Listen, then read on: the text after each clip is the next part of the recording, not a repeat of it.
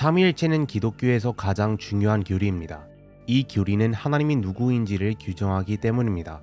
우리가 하나님을 알고 예배하는 방식에 영향을 미치며 이를 오해하는 순간 우상숭배로 이어질 수 있습니다. 거의 모든 이단들은 삼위일체를 부정하거나 왜곡합니다. 그러나 그 중요성에도 불구하고 삼위일체라는 단어는 성경 어디에서도 찾을 수 없는 단어입니다.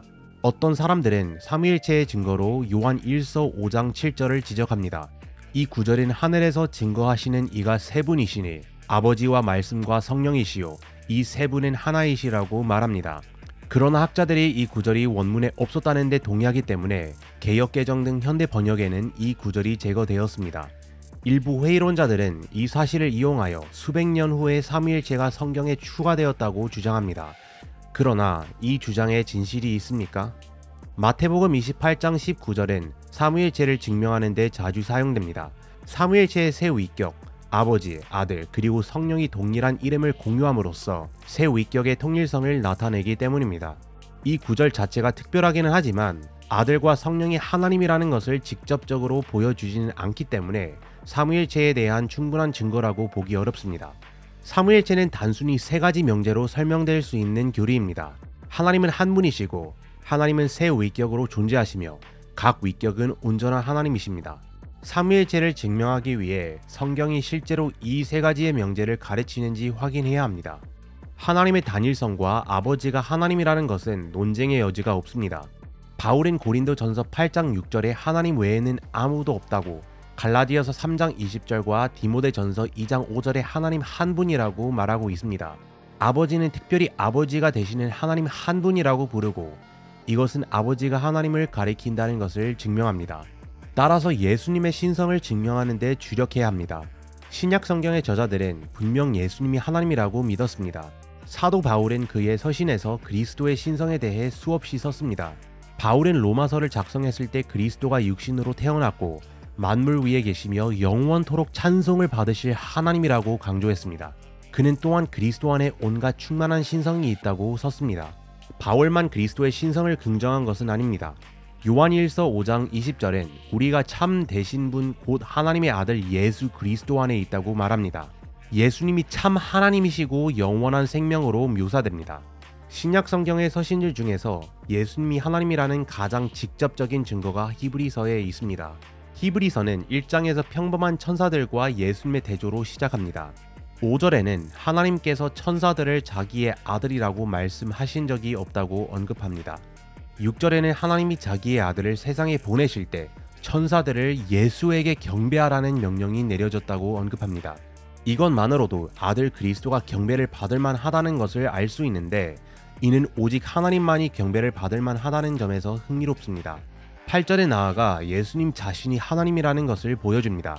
하나님께서 아들에게 하나님, 주님의 보좌는 영원 무궁하다라고 말씀하십니다. 즉, 아버지 하나님이 아들을 하나님이라고 부르십니다. 신약 성경의 저자들이 예수님을 하나님이라고 믿었던 것은 분명하지만 이것이 일부 사람들에게는 설득력이 부족할 수도 있습니다. 신약 성경의 저자들이 아닌 예수님 자신이 하나님이라고 했다는 증거를 요구하는 사람들도 있습니다. 어떤 사람들은 예수님이 직접 나는 하나님이다 라고 말한 적이 없다고 주장합니다. 비록 틀린 말이 아니지만 예수님이 우리 문화 속에서 살았다면 분명히 그렇게 말씀하셨을 것입니다. 그는 대신 고대 유대 문화 속에서 명확하게 이해되는 방식으로 신성을 주장하셨습니다. 요한복음 8장에서 바리새인들이 예수님에게 2000년 정도 앞서 살았던 아브라함을 봤다고 주장하는 것이냐고 묻습니다. 그러자 예수님은 아브라함이 태어나기 전부터 내가 있다라고 답하셨습니다. 특히 한글 성경에서 예수님이 하신 말씀의 문법이 어색합니다. 그런데 바리새인들이 돌을 들고 예수님을 치려고 할 정도로 이 답변에 화가 난 데는 이유가 있습니다. 그 이유는 실제로 예수께서 출애굽기 3장 14절에서 하나님이 모세와 대화할 때 언급하신 이름이 스스로 있는 자로 자신을 지칭하셨기 때문입니다. 이 이름은 하나님과 동의어일 정도로 거룩한데 바리새인들은 예수님이 이 이름을 사용하시는 것을 명백한 신성 모독의 사례로 여겼습니다. 요한복음의 마지막에 이르러 부활하신 예수님은 처음에 부활을 거부한 도마에게 나타나셨습니다. 도마가 예수님의 손과 옆구리에 난 상처를 보고 나의 주님, 나의 하나님이라고 대답합니다. 이 말을 들으신 예수님은 도마를 질책하지 않으셨습니다. 그러나 이 증거를 일축하는 사람들도 있는데 신학이 서서히 발전해 예수를 하나님으로 바꿨다고 주장합니다. 요한복음이 예수가 돌아가신 지 60년 정도 만에 쓰여졌기 때문에 예수가 하나님이라는 신학은 이미 개발되었다는 주장입니다. 하지만 우리는 가장 먼저 쓰여졌다고 여겨지는 마가복음에서 예수님의 신성을 확인해 볼 수 있습니다. 마가복음은 세례 요한의 소개로 시작합니다. 그의 역할은 이사야가 한 예언을 성취한 것으로 설명되는데 여기서 주를 위해 길을 예비하라, 그분을 위해 길을 곧게 만들라고 명령하는 소리가 나옵니다. 마가복음의 저자가 세례 요한을 길을 예비하는 자, 그리고 길을 곧게 만들 자로 언급하고 있음을 알 수 있습니다. 그리고 예수님께서 여호와와 하나님으로 일컬어지고 있음을 알 수 있습니다. 이후 마가복음에서 대제사장과 이야기를 나누던 중 예수님께 찬양을 받으실 분의 아들 그리스도냐는 질문을 받았다고 합니다. 예수님께서 내가 바로 그이요, 당신들은 인자가 전능하신 분의 오른쪽에 앉아 있는 것과 하늘의 구름을 타고 오는 것을 보게 될 것이라고 대답하셨습니다. 예수님 말씀에 대한 대제사장의 반응을 지적할 필요가 있습니다. 대제사장은 자기 옷을 찢고 예수님을 신성 모독자로 고발하기 시작했습니다. 그들은 모두 예수가 사형을 받아야 마땅하다고 판단하기도 했습니다. 이렇게 극단적인 반응을 보였던 핵심적인 이유는 예수님께서 자신을 인자라고 언급하셨기 때문입니다. 그러면 인자란 무엇인가요? 인자는 단순히 인간의 아들을 말합니다. 많은 기독교인들은 하나님의 아들이 예수님의 신성이라는 용어로 표현되고 인간의 아들이 예수님의 인성이라는 용어로 표현된다고 생각합니다. 그럴 수도 있지만 실제로는 그 반대입니다. 인자의 뜻은 인자를 예언하는 다니엘 7장에서 확인할 수 있습니다. 다니엘 7장 13절과 14절에는 내가 밤에 이러한 환상을 보고 있을 때에 인자 같은 이가 오는데 하늘 구름을 타고 와서 옛적부터 계신 분에게로 나아가 그 앞에 섰습니다. 옛부터 계신 분이 그에게 권세와 영광과 나라를 주셔서 민족과 언어가 다른 뭇 백성이 그를 경배하게 하셨습니다. 그 권세는 영원한 권세여서 옮겨가지 않을 것이며 그 나라가 멸망하지 않을 것이라고 기록되어 있습니다. Okay, so whoever this Son of Man is, it looks like a Son of Man according to Daniel. He's given glory, authority, and sovereign power. He's coming as a God into heaven. He's given glory, authority, and sovereign power in heaven. Then it says, people of every nation and language served him. Stop. Who is the one who receives service in heaven? God. What is this service? This service, according to the Bible, over 130 times this word is used in the Septuagint in the Greek New Testament. It's the word latruo. Every single time this word service is used, it's used as a word due only to God. Due only to God. No human ever receives latruo. Actually, one time a human does receive latruo and God curses that. He says, essentially, that is due to me. You are cursed for having received latruo.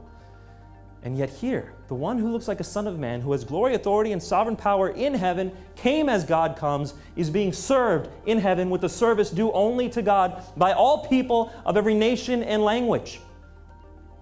And then it says his kingdom is one that will not pass away and his dominion will never be destroyed.